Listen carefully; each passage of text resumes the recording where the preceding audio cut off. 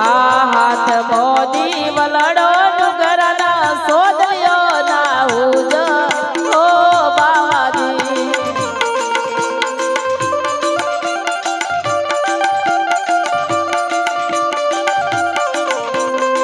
હે તમે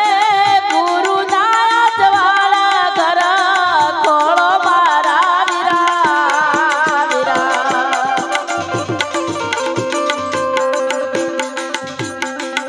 આ તુવરો ના કુળ મો પીરો મજે બજી બોલ્યા ઓ બાવાજી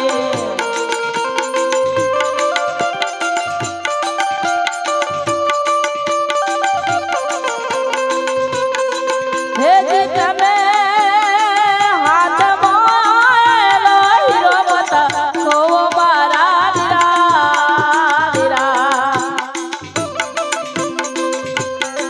વીરા રે મારી કાયા નગર ના વિરલા ઓ બાવાજી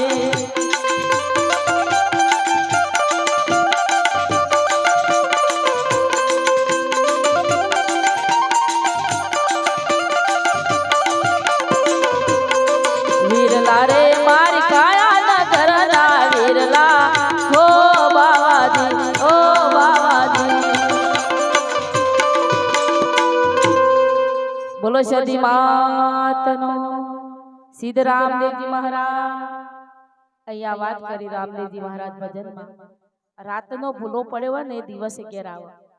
અને દાડાનો ભૂલેલો કે ઘર શોધી પાડે મારું ભજન નથી આ રામદેવજી મહારાજ કે વ્યસનનો બુડેલો કદી ના આવે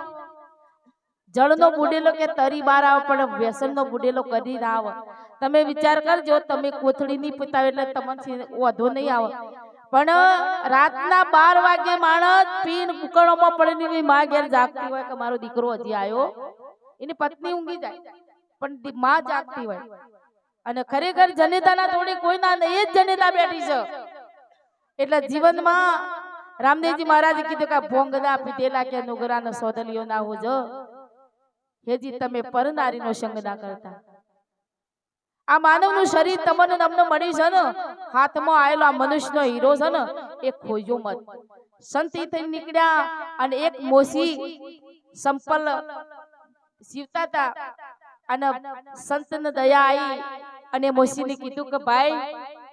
લે તને કે પારસમણી આપું છું આ પારસમણી તું ગમે તે લોખંડ અડાડે ને સોનાનું બની જશે સંતને પારસમણી આલી અને આ મોસી બાપ દાદાની વડવાઓની કોઠી પડી હતી તો નખી પણ આ હોનાની બળી 12 વર્ષે ગુરુ ત્યોથી નીકળ્યા પણ પેલો ભાઈ હતો ને એ પરિસ્થિતિમાં જોયો કે ભાઈ તને પારસમણી આલી હતી પણ તારે કે દરિદર કેમ દૂર થઈ ગઈ બાપજી તમારી પારસમણી જૂઠી છે કે મેં આજ દન હુજી નખી છે પણ હોનાની કોઠી બની સંતને વિચાર કર્યો કે આ બની શકે નહીં સંતને વિચાર કર્યો કે જઈ અને કોઠામાં જોયું તો કરોડિયોની જાળ બોધી અને આ પારસમણી જાળમાં ફસાઈ ગઈ અને આ જાળ સંતને લાકડીથી તોડી અને જેવી પારસમણી અડી આખી હોનાની કોઠી બની ગઈ એમ તમને આ પોસ મહા આ પૂતળું બની છે ને પોત તત્વન 3 ગુણના દેહનું આ કાચું છે આ કોઠી છે લોખંડની પણ કોઈ સંતનો શપથ થઈ જાય દેવી દેવતાનો સંગ થઈ જાય ને તો આ કોઠી હોનાની બની જાય ભાઈ શબ્દના મારા મર ગયા શબ્દે છોડ્યો રાજ જેને જેને વચન વિવેકા ને એનો કામ સુધરી ગયો ભક્તિ વચનની છે તમે દેવી દેવતા પર વચન રાખો વિશ્વાસ રાખો તે કોમ કરે કરે કે ના કરે પણ એ ક્યારે બને આપણે વચન મરીએ તો આપણે સદ ઉપર રહેતા ને ભક્તિ છે ને કોટા પર છે મેરું તોડ ગે પડ જના એ મન ના ડગે પાનબાઈ એ ભલ ભાગી પડે આ બ્રહ્માંડ ભાગી જાય ને પણ મન ના ડગે ને એ સુરો ભક્તિ કરી શકે વિપત પડી પણ વડશે નહીં સોઈ હરિજનના પ્રમાણ આ ધોળકાના બાજુમાં પોરબંદરના બાજુમાં એક ગામ જેસો ભગત રામદેવજી મહારાજ નો પાઠ નું વાયક આવ્યું છે ભક્તિ કરે છે જતી સતી બે પાઠમાં નીકળ્યો અને એકનો એક દીકરાનો હાફ કેડ્યો તમે વિચાર કરો વાયક આવ્યું છે નરનારી ભજનમાં જઈશું અને દીકરાને હાફ કેડ્યો એ પરિસ્થિતિ કેવી હશે પણ ધણીનું વાયક આવ્યું છે ને અંદર છોકરાને હુવારી જે બનવા કાળ બની ગયું છે તાળું મારી કોબળો ઓઢાડી અને ભજનમાં જ 4 વાગે જોટ વળી અને ભજનમાં ગાયું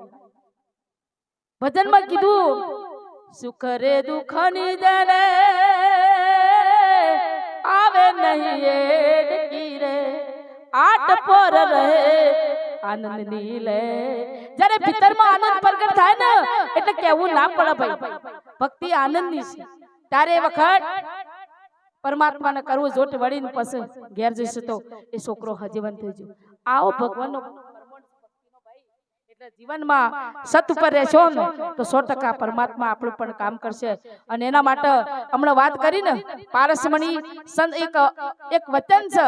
એમ અહીંયા આયા પછી કોઈ સંતનું વચન પડી જાય ને તો જીવનમાં આપણું જીવન બદલાઈ જાય કે સમજી લેવાનું હોનાની કોઠી બની જાય છે ભાઈ એટલે કોઈને બીડી છે તમાકુ છે ગુટકા કોઈ પણ નશો છોડવો હોય ને તો બાપાના આગળ છોડજો માના આગળ છોડી દેજો જીવનમાં નશેથી દૂર રહેજો તમે અને એના માટે રામદેવજી મહારાજ ભજનમાં વાત કરી છે હલો કવિ સાહેબ ને ભજનમાં વાત કરી છે